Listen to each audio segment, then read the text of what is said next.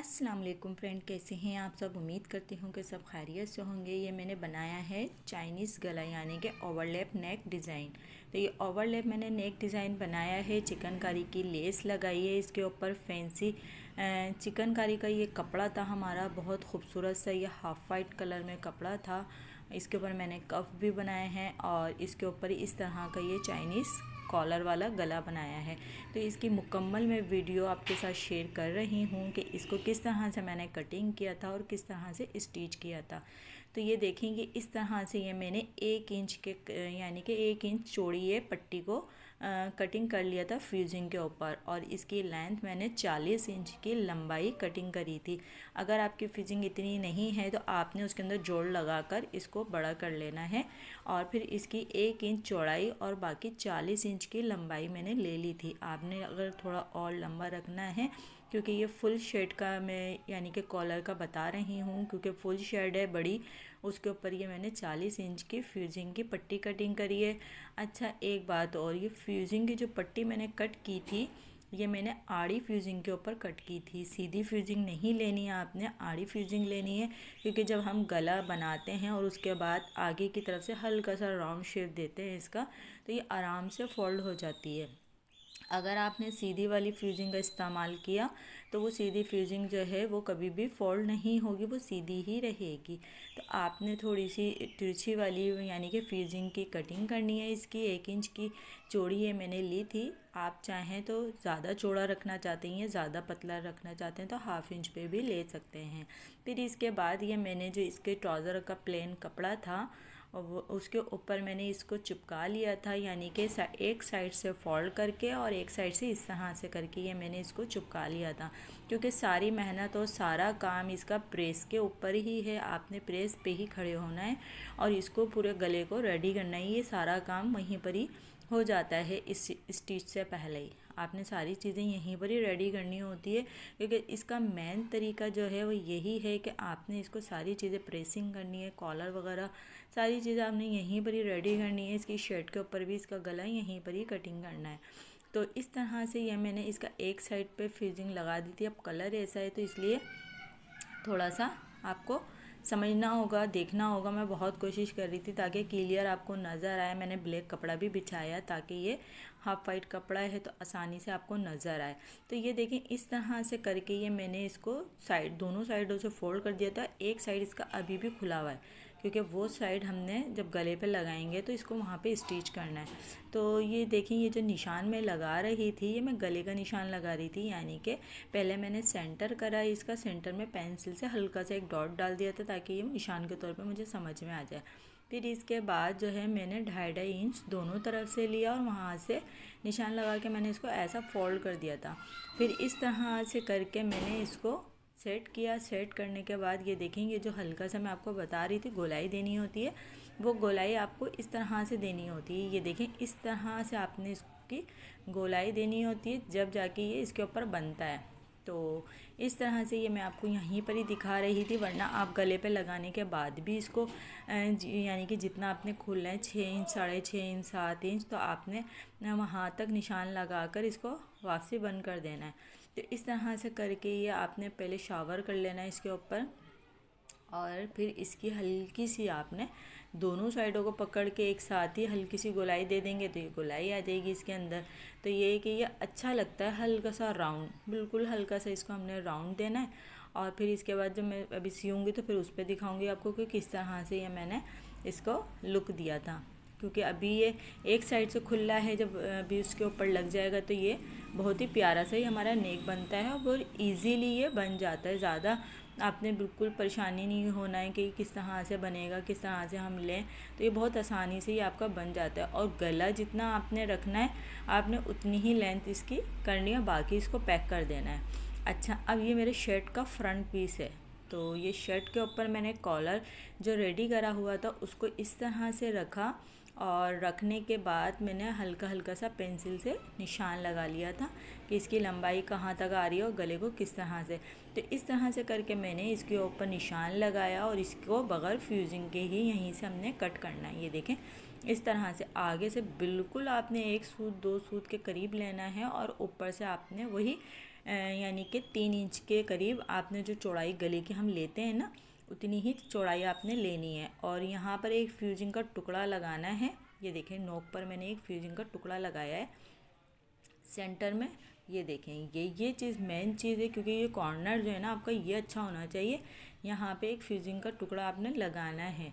तो इस तरह से करके आपने ये सारी चीज़ें रेडी करनी है। फिर गले की कटिंग कर दी। गले की कटिंग बहुत इजीली हो गई थी। ये मैंने वी शेप ऊपर से लिया और हल्का सा यहाँ से गोलाई में लिया और फिर यहाँ से इस तरह से ये ले लिया मैंने। ये देखें, इस तरह से लेके और जहाँ मैंने निशान लगाया तो उससे थोड़ा सा ऊपर, यानी कि 1/2 इंच के करीब ऊपर करके इसको मैंने कट कर दिया था यहाँ से। ये देखें, ये देखें।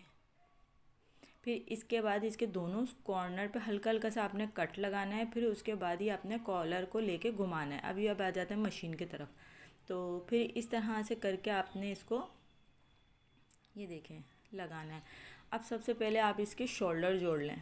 जो आपका फ्रंट बैक है, आप इसके दोनों के शोल्डर जोड़ लें। एक साइड पे ये मैंने ग्लू से ये लेस को चिपका लिया था प्रेस पे ही। ये मैं स्किप हो गया, ये दिखाया नहीं कि ये मैंने इस तरह से ये प्रेस के ऊपर ये लेस को लगा लिया था।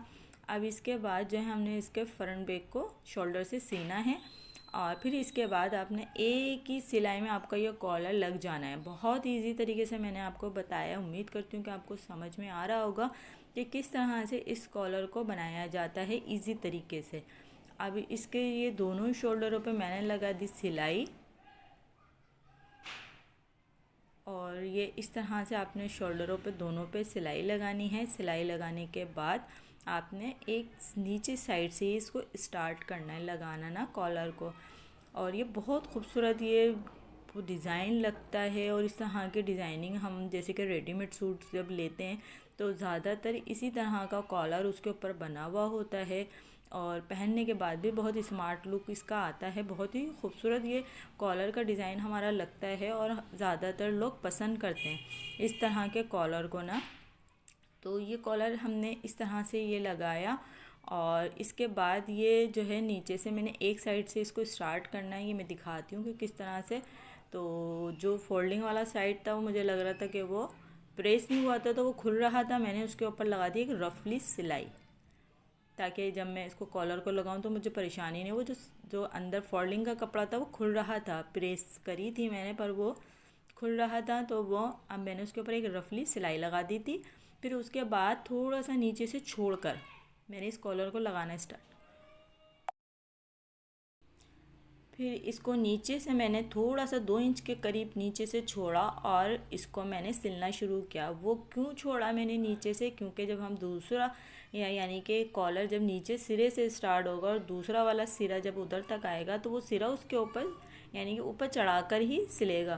तो इसलिए कोई मसला नहीं है, आप बराबर लें या थोड़ा सा छोड़ के ले लें, वो कोई इशू नहीं है। मैंने थोड़ा सा छोड़ के लिया है नीचे से 2 इंच के करीब।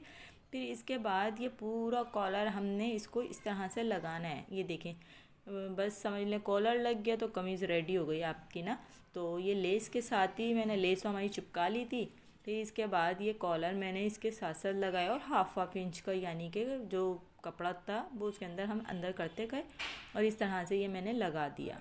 ये देखें, मैं इस तरह से लगाती हूँ और आप लोग किस तरह से लगाते हैं या आप लोग को ये तरीका मेरा इजीली लगा, क्योंकि मैं इससे पहले भी आपको बता चुकी हूँ कि ये कॉलर एक तरीके से नहीं 2-3 तरीके से ये लगता है और ये बहुत आसान तरीके से, यानी कि ये वाला तरीका जो है ये बहुत आसान है और बहुत आसान तरीके से आप इस गले को बना सकते हैं। ये देखें, और कपड़ा भी इतना खूबसूरत था चिकन का और उसके ऊपर ये गला बनने के बाद तो ये सूट में जान आ गई और ख़ूबसूरत ये आपका लगने लग गया। फिर इसके बाद ये देखें, जैसे मैं तो जेंट्स कपड़े भी सीती हूँ ना, तो फिर मैंने इसको थोड़ा सा जेंट्स स्टाइल में इसको नीचे से मैंने फोल्ड कर दिया। हालांकि मैंने नीचे फ्यूजिंग लगाई थी, टुकड़ा लगाया था, पर मैंने इसको अंदर नहीं लिया। मैंने ऊपर ही तावीज़ पट्टी की तरह इसको हल्का सा नीचे से फोल्ड करा और इसको फोल्ड कर दिया। इससे ज़्यादा खूबसूरत लुक आ रहा था। आप खुद देखिएगा कि जो हम अंदर लेते हैं उधर साइडों में थोड़ी थोड़ी सी चुने चुने सी रह जाती हैं, वो फिनिशिंग नहीं आती जो फिनिशिंग इस तरह से फ़ोल्ड करने में आ रही थी। ये देखें, इस तरह से मैंने इसको फ़ोल्ड किया और फ़ोल्ड करने के बाद भाई इसके अंदर तो बहुत ही फिनिशिंग आई, बहुत अच्छा इसका लुक आया। ये बिल्कुल जेंट्स जैसे हम लोग ताबीज़ पट्टी बनाते हैं ना, इस तरह से मैंने इसको फ़ोल्ड किया था। फिर यहीं से हमने मशीन को घुमाया और घुमाने के बाद जहाँ तक का हमारा नेक था वहाँ तक कि मैंने इसको सी दिया, यानी कि इसको कॉलर को हमने यहाँ से फिनिशिंग करी। इसकी पट्टी इसके ऊपर एक के ऊपर एक चढ़ा दी थी, जो हमारी पट्टी डबल आ रही थी इसको हमने डबल करा और करने के बाद इसको हमने इस तरह से सी दिया। ये देखें, ये यहाँ से हमने इसको गोलाई की तरफ से आ गए और यहाँ से हमने इसको सी दिया था। अच्छा, हमने ध्यान ये भी रखना है कि सर से उतर जाए आपके, इतना रखना, बहुत ज़्यादा छोटा भी नहीं रखना कि सर में ही फंस जाइए। चाहे तो चिट बटन भी लगा सकते हैं। ये देखें, इस तरह से ये करके कॉलर हमारा बहुत खूबसूरत सा बन गया। ये देखें कितना खूबसूरत इसका लुक आ रहा है एक ही दफ़ा में। अभी मैंने इसके ऊपर प्रेस नहीं मारी है, उससे पहले ही इसके अंदर खूबसूरती आ रही है। इस तरह से ये कॉलर हमारा बन गया और बनने के बाद कितना खूबसूरत लग रहा है। अब आपके कमेंट बताएंगे कि आप लोगों को ये डिज़ाइन कैसा लगा, कॉलर कैसा लगा और ये डिज़ाइनिंग कैसी लगी और आपके समझ आया या नहीं आया। आपने बताना है, कमेंट करना है, वीडियो को फुल देखना है और मुझे दें इजाज़त। नई वीडियो के साथ मिलते हैं। ये कफ बनाए थे, कफ के ऊपर मैंने हल्की हल्की सी चुनें भी लगाई थी और ये बहुत ही खूबसूरत सा डिज़ाइन लग रहा था। अपना ख्याल रखिएगा, वीडियो को फुल देखिएगा। अल्लाह हाफिज़।